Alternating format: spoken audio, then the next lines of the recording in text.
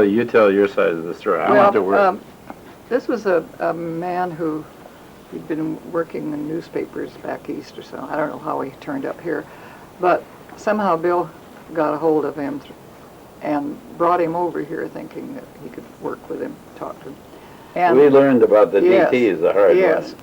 I was here in the house, sent you off to school, and went back because he came in to the house and said, Shirley, did you know that the Russians are coming, and I have it straight from Washington, D.C.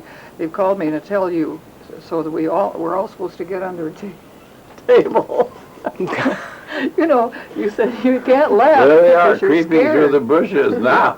And then I said, are you sure? He said, oh, they're calling again. And he went over in the corner and talked and talked and talked. Oh, Shirley said, why don't you go back to bed? Yes. And he said, yes, they called. And I said, well, just a minute. And No, you sent him back to go to bed.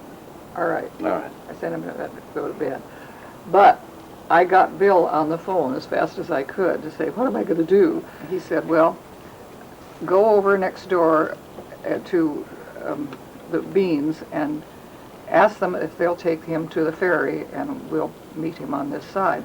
I had to go over and tell this to Mr. Bean.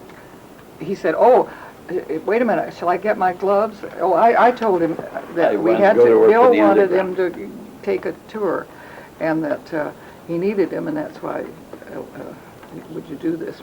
And it was pathetic when he ran back to get those gloves. Oh, I need my gloves. These were work gloves to go. And I thought, oh, I'm lying to this man. I'm taking him to something he doesn't want to.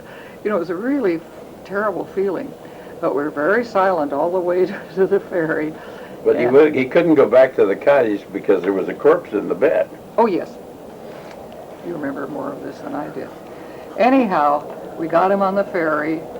And what happened, but he... Not now. So he doesn't show up on the other side.